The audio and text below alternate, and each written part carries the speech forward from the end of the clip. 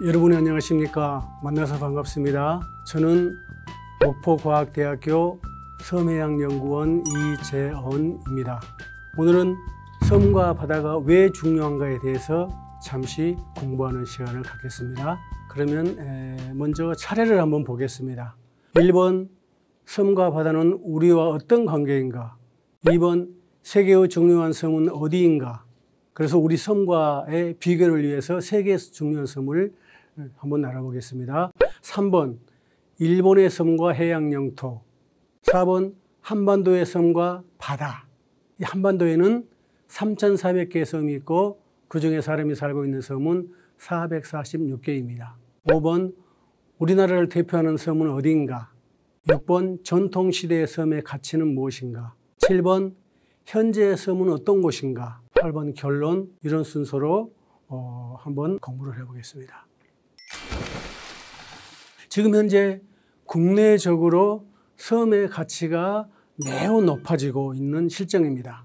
그러니까 예를 들어서 우리나라는 독도라는 섬이 있는데요. 독도는 관광자원뿐만 아니라 지하자원이 널려있기 때문에 일본과 마찰을 빚고 있습니다. 일본은 청일전쟁 이후로 독도를 자기 나라로 편입해가지고 지금까지 자기네 땅이라고 이렇게 우기되고 있습니다. 그 다음에 여러분 아시는지 모르겠지만 제주도 마라도에서 149km 전방에 있는 이어도라는 섬이 있습니다. 그러니까 이 섬이 아니고 암초인데 암초 위에 해양과학기지를 만들어가지고 해양연구와 기상 관측을 하는 중요한 섬이 이어도 섬입니다. 이어도뿐만 아니라 강원도에도요 해양과학기지가 있고 또 백령도 근처인 소청도에도 소청과학기지가 있는데 거기도 다 암초 위에 기지를 설치해서 해양과학기지로 만들었습니다. 그 다음에 이제 국내적으로 굉장히 이슈가 되고 있는 섬이 센카쿠 열도, 중국말로 다이다오 섬인데 그 섬이 지금 치열하게 중국과 일본이 다툼을 벌이고 있습니다. 그 다음에 남사군도 분쟁, 포클랜드 분쟁이 지금 있었는데요. 남사군도는 어디냐면 남중국에 있는 조그만 그런 무인도인데요. 6개 나라가 지금 현재 분쟁을 벌이고 있습니다. 여기에 지도에 나오는데 빨간 줄이 있는 데가 중국이 자기네 해양 영토라고 그러면서 그 영유권을 주장하고 있습니다. 우리가 보기에 말도 안 되는 그런 선을 그어놓고 억지를 벌이고 있는데 그래서 베트남, 말레이시아, 브루나이, 필리핀, 대만이 지금 박터지게 싸운 것을 볼 수가 있습니다. 그 이유는 뭐예요? 그 주위에 어마어마한 어업자원이 있고 또 지하자원 때문에 영토 분쟁을 벌인 것을 볼 수가 있습니다.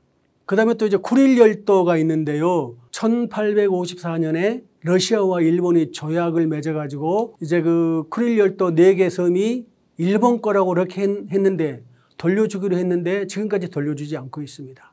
홋카이도 맨 가까이 있는 쿠나시라라는 섬이 있는데요. 그 러시아의 메드베데프 대통령이 그 섬을 방문할 정도로 러시아는 섬에 대한 집착이 강한 것을 볼 수가 있습니다. 그럼 우리나라에 대표하는 섬을 한번 잠시 보겠습니다. 거문도 하면은 모르는 사람이 없을 정도로 이 섬을 잘 압니다. 이 거문도는요, 1885년에 영국이 2년간 무단 점령한 그런 섬인데요. 그 점령한 이유는 뭘까요? 소련의 남진을 저지하기 위해서 영국 함대가 2년간 정박을 했습니다. 그러니까 소련은 북쪽에 있기 때문에 부동항, 얼지 않는 항구를 찾기 위해서 굉장히 노력하는 중에 지금 남진을 계획하고 있는 것을 무력화시키기 위해서 영국이 저기서 이제 2년간 있었습니다. 거문도를 보면요. 방금 나온 그 섬이 가운데 있는 섬입니다.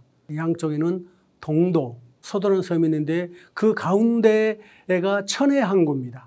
그리고 이 주위에는 삼지뿐만 아니라 어업자원이 대단히 많고요. 그 다음에 거문도 바로 옆에 백도라는 섬이 있는데 그 백도는 우리나라에서 가장 아름답고 멋진 섬이 있습니다. 여러분도 시간 나면 한번 사진으로 보시고 관광을 가시면 좋겠습니다. 자, 그러면 섬과 바다는 우리와 어떤 관계가 있는가? 어떤 밀접한 관계가 있는가에 대해서 잠시 말씀을 드리겠습니다. 로마의 철학자 키케로가 있었는데요. 이 사람 유명한 사람입니다. 그 사람이 뭐라고 했냐면요. 바다를 지배하는 자가 세계를 지배한다. 그렇게 말했습니다.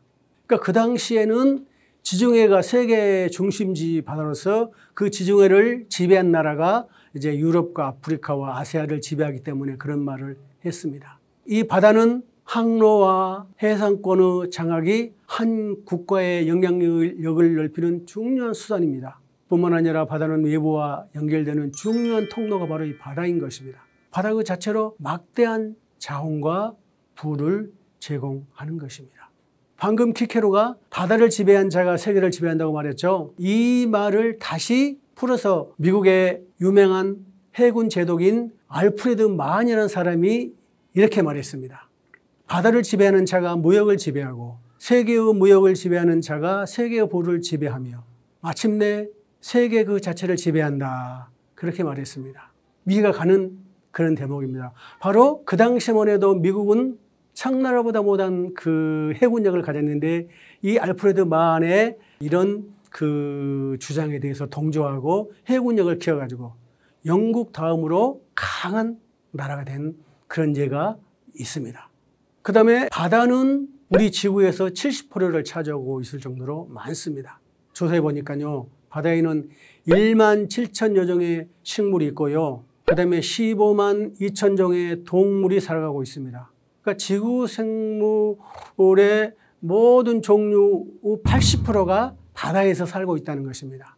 그 다음에 바다는 에너지 자원의 저장고이고 해양오염을 해결할 수 있는 유일한 곳이 이 바다이기도 합니다. 세계 선진국이 서로 개발 각축을 벌이고 있는 것이 지금 현대 바다라고 말하면 되겠습니다. 바다는 주요 교통로가 있으며 환경 기후를 조절하고 또 거대한 식량 자원을 낼 수 있는 그런 보고이고 또 수산 자원, 지하 자원, 관광 자원이 널려 있는 곳이 바로 바다입니다. 옛날이나 지금이나 섬과 바다는 밀접한 관계가 있는데요. 사람들이 저에게 말합니다. 바다면 바다, 섬이면 섬, 육지면 육지 그렇게 말을 해야지 왜 섬과 바다를 같이 말을 하느냐 그렇게 저에게 말을 합니다. 네, 그 말이 일리도 있지만 저는 그렇게 말할 때 이렇게 대답을 합니다. 섬과 바다는 뗄래야 뗄 수 없는 중요한 관계가 있습니다. 그 관계에 대해서 말씀을 드리겠습니다. 불과 100년 전만 해도요. 돛을 달고 다니는 범선이 바다를 항해해서 전 세계 무역기지를 만들고 그 무역을 통해서 부유한 나라가 되고 그러는 가운데 꼭 섬이 등장을 합니다. 전쟁할 때도 수많은 섬이 등장한 것을 역사에서 볼 수가 있습니다. 콜럼버스가 신대륙을 발견한 이후에 어떤 일들이 벌어졌는가에 대해서 잠시 말씀을 드리겠습니다. 그 당시 유럽은요, 흑사병뿐만 아니라 인구가 많고 양식이 부족해서 늘 기근에 시달렸습니다. 근데 신대륙에서 감자, 고구마, 옥수수, 고추, 토마토, 커피, 담배가 건너와서요, 유럽의 기근을 해결하는 결정적인 역할을 했습니다. 그리고 아메리카의 은을 활용해서 부자가 되었고요. 그 다음에 유럽의 많은 인구가 북아메리카로 건너가고 남아메리카로 건너가고 그래서 이제 그것이 점점 확대되면서 산업혁명이 일어나고 우리가 인류가 잘 살게 되는 역할을 한 사건이 바로 콜럼버스의 신대륙 발견 사건인 것입니다. 업적도 있지만 과실도 있습니다. 그러니까 전염병을 통해서 원주민들이 많이 죽었고요. 그 다음에 식민지를 통해서 압박을 많이 했고 그 다음에 노예를 데려다가 부렸고 또 원주민들의 인권을 유린하고 문명을 파괴하고 잘못된 일도 많이 있습니다. 그 다음에요, 이 콜럼버스가 신대륙을 발견하는 계기가 있는데요. 그 계기가 어떤 계기였냐면은 476년이 소노마가 멸망하고 그 다음에 1453년에 동로마가 멸망하는데 그때를 중세천년이라 그렇게 말을 합니다. 그런데 기독교 국가인 동로마가요, 이슬람 메흐메트 2세 21살 먹은 그 술탄에게요, 그 3중 2중으로 된 이스탄불 그 성을 7주 만에 무너뜨려 가지고 이제 이슬람이 통치를 합니다. 그때 유럽이 탄식을 하면서 이제 마지막 때가 왔구나, 이제 세상이 종말이 왔구나, 그러면서 탈출구가 생겼는데 바로 그것이 바로 태양의 시대를 열었다는 것입니다. 그때요, 향신료가 굉장히 비싼 값에 팔렸는데 그 향신료가 있는 이유가 뭐예요? 그 당시에는 냉장고가 없었잖아요. 전기가 없으니까 소고기, 돼지고기, 닭고기가 썩어요.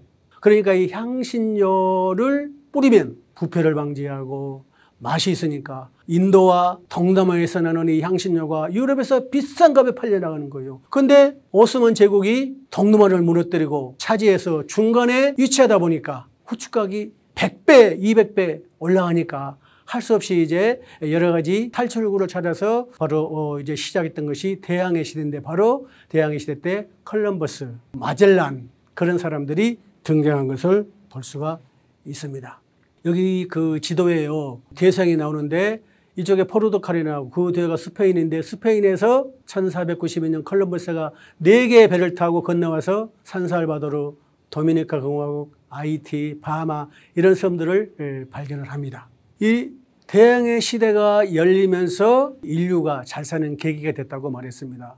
그런데 대항해 시대 이전에요, 명나라 정화의 항해는 그 당시 유럽인들의 항해보다 몇 배 배가 컸고, 그 다음에 많은 지역을 다녔는데도 지금은 이제 역사에 기록만 남아있는 것을 볼 수가 있습니다.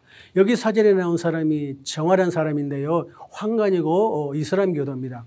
그 사람이 이제 배를 타고 다녔는데, 여기 큰 배는 당시 정화가 타고 다녔던 배고요, 밑에 있는 조그만 배는 산타마리아인데 이 배는 컬럼버스가 이 배를 타고 이제 대서양을 건넜는데 3배의 차이가 날 정도로 게임이 안 되는 그런 그 배의 크기, 규모를 볼 수가 있는 것입니다.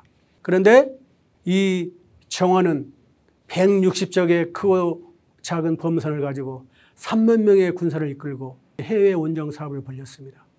28년 동안 7차례 30개 지역을 방문했는데도 불구하고 오늘날 정화의 기록은 아무도 기억하지 않습니다. 컬럼버스와 정화의 차이는 뭘까요? 컬럼버스는 인류 발전사에 공헌하는 데 지대한 역할을 했을 뿐만 아니라 정화는 그런 공헌을 전혀 하지 않았고, 그래서 역사에만 남아있는 것을 볼 수가 있습니다. 원래는요, 동양이 서양보다 훨씬 더 잘 살았고, 또 서양보다 먼저 항해를 나섰던 것이 동양이고, 땅이 넓고 물자가 넘치고 풍부하니까 바다는 필요 없다, 바다는 오염하다, 그런 논리를 가지고 바다의 문을 닫아버렸습니다. 그러는 사이 서양은 계속 바다로 진출해가지고 세계 곳곳에 섬과 중요한 항구의 해상 네트워크를 만들어서 무역을 함으로 말미암아 이렇게 우리 세계가 지구촌이 되고 잘 사는 계기가 되었다는 것입니다. 또 대항해 시대를 열게 하는 그 인물이 한 사람이 있는데요, 그 사람은 누구냐면 포르투갈의 에니케 왕자라고요. 이 사람은 쭈앙 2세의 3번째 아들인데 왕이 되지는 못했지만 별명은 해양 왕, 항해 왕, 그렇게 별명이 붙었습니다. 그 사람은 항해학교를 세우고요, 천문과 또 항해술을 연구하고 조선술을 연구하고 배를 만들어 가지고 맨 처음에 다른 나라도 시도하지 않았던 이 일을 했는데, 디아스라는 사람이 1487년에 아프리카 희망봉까지 갔다가 다시 이제 돌아옵니다. 그 다음에 바스코 다마가라는 사람이 있는데요, 그 사람은 희망봉을 돌아서 1498년에 인도에 도착합니다. 이 사람이 인도에 3번 갔는데 인도 항로의 개척자, 컬럼버스가 대서양을 건너는 3배 거리가 인도입니다. 그러니까 인도와 그 근처는 향신료가 많기 때문에 향신료 무역을 통해서 아주 제국의 제국이 된 그 당시 포르투갈이 있었다는 것입니다. 1520년에 이제 그 마젤란이라는 사람이 태평양을 건너는데요, 그 당시에 4척의 배를 가지고 270명의 사람들이 스페인 세비야 항구를 통해서 이제 도는데요, 99일 동안 계속 항해를 해도 육지도 나타나지 않고 섬도 나타나지 않는 거예요. 그러니까 배에다가요, 물을 싣고 가면 며칠 안 있으면 물이 썩어요. 벌레가 나요. 그 다음에 괴열병, 입술이 붓고 이빨이 빠고 죽어나가고요. 풍랑, 암초, 거대한 파도, 그런 모든 어려움을 이기고 99일 동안 태평양을 건넜는데요, 맨 처음에 만나는 섬이요, 괌도요, 괌도. 거대한 바다에 폴리네시아 섬들이 많이 있었습니다. 그런데 괌도를 만난 거예요. 그래서 괌도에서 물도 싣고 바나나 먹을 거 싣고 그러다 필리핀 왔다가 다시 이제 돌아오는데요, 어쨌든 필리핀이 그 위로 스페인의 식민지가 된 것을 볼 수가 있습니다. 자, 그러면요, 대항해 시대를 주도했던 나라가 포르투갈인데, 포르투갈 다음에 영국, 스페인, 네덜란드, 프랑스 이런 나라들인데요, 그 당시에 범선을 뜨이면 20%의 손실이 나타납니다. 그래도 계속 보낸 이유는 뭐냐면요, 일자리 창출, 그다음에 은행, 보험회사가 생기고 주식회사가 생기고 증권회사가 생기고 또 신용장을 만들어야 되고 뭐 이 배를 보냄으로 말미암아 이런 자본주의가 점점점 확산했다는 것입니다. 그때 범선으로 바다를 달려서 섬을 만나면 그 무조건 내 땅. 그렇게 이제 말을 하면서 이제 그 섬이 구서주 역할을 했다는 것입니다. 그럼 그 섬에 가서 풍랑이 일으면은 피난을 해야 됩니다. 안 그러면 배가 깨지잖아요. 그 다음에 거기서 수리하고 물을 올리고 야채를 올리고 휴식을 하고 그 섬에 들어가서 그 섬 사람들을 만나서 정보를 수집하고요. 그러니까 이 섬은 범선들이 항해하는 데 중요한 역할을 했습니다.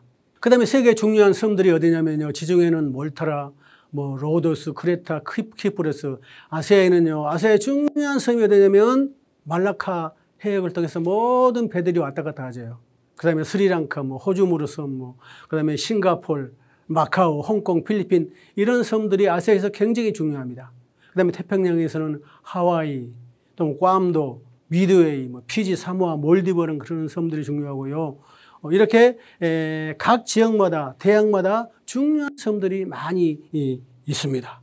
이제 일본의 섬과 해양 영토는요, 육지의 14배가 바로 이제 일본의 해양 영토입니다. 왜 그러냐면 청일전쟁 때 또 러일전쟁 때 승리했잖아. 그러니까 임자 없는 섬들, 사람들이 중요하게 여기지 않는 그런 무인도를 모조리 자기네 나라로 편입해가지고 지금은 이렇게 해양 영토가 넓어진 것을 볼 수가 있습니다. 중국 코앞에 있는 그 센카쿠 열도도 자기 섬이라고 우기는 것을 우리가 역사를 통해서 알 수가 있습니다.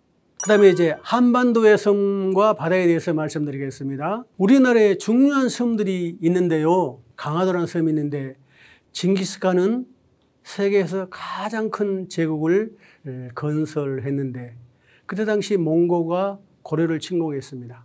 그러니까 3번 침공할 때 그때 고려가 강화도로 이제 피시를 했는데 그 강화도에서요. 그 버틴 이유는 뭐냐면요. 강화도 섬이 크기 때문에 바다를 막아서 간척을 하고요. 그 다음에 남쪽에서 세곡선들이 곡식을 싣고 강화도로 옵니다. 그 다음에 김포반도와 강화도 사이를 흐르는 바다가 있는데 그 바다 이름이 염하 혹은 강화해협인데 그 강화해협이라는 그 좁은 목 때문에 몽고가 고려를 정복하지 못한 것을 볼 수가 있습니다. 그러니까 섬이 이렇게 나라를 구하고 우리의 자존심을 높여준 그런 것을 볼 수가 있습니다. 그 다음에 진도란 큰 섬은요, 명랑해전을 이끌었던 그런 섬이고, 그 다음에 삼별초 난 때 최후의 항쟁을 벌였는데요. 그런 대가로 또 진도 주민들이 혹독한 그런 그 탄압과 어려움을 당한 그런 일도 있습니다.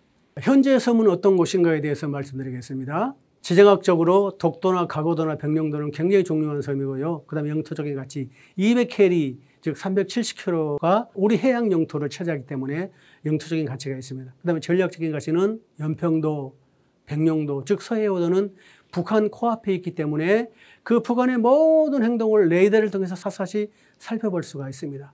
굉장히 중요한 섬들이죠. 그 다음에 이제 자원적인 가치, 또 관광적인 가치가 대단해서 울릉도랄까 거문도, 흑산도, 홍도, 백령도는 아주 관광의 1번인 것을 알 수가 있습니다. 그다음에 생태계 보고, 그다음에 어업전쟁기지 등대가 47개소가 있고요. 그다음에 문화원형이 보존되어 있는데 보면 거문도 뱃노래, 뭐 진도의 다시래기, 또 가거도의 멸치배의 소리, 그런 그 문화원형이 살아있는 것을 볼 수가 있습니다. 이제 결론을 내겠습니다. 지금까지 섬과 바다의 관계, 섬과 바다가 얼마나 밀접한 관계가 있는가에 대해서 말씀을 드렸습니다. 앞으로 섬과 바다에 대한 지속적인 연구, 관심, 정책 개발이 꼭 필요하다고 봅니다. 오늘날 우리나라는요, 비록 후발주자이지만 우리는 대단한 해양 그런 국가가 되었습니다. 해양력은 세계 10위권으로 평가되는데 선박 건조 세계 1위, 선봉량 세계 6위, 컨테이너 대 세계 7위, 해양 수출업 물동량 세계 6위, 수산물 생산량 세계 12위를 기록한 것을 볼 수가 있습니다. 근데 우리는 아직도 섬과 바다에 대한 낮은 인식 때문에 많은 사람들이, 특히 청년들이 기피한 것을 볼 수 있습니다. 3D 업종이라고 해서 그런 것 같습니다. 그러시면 앞으로 우리 학생들이나 우리 청년들이 해양고등학교, 해양대학교, 해군, 해양경찰, 해양수산부, 또 수산직 공무원, 또 해양직 연구원, 뭐 해양 작가, 뭐 바다에서 해양 양식, 그런 다양한 연구와 일거리를 찾아보면 좋겠습니다. 이상입니다. 감사합니다.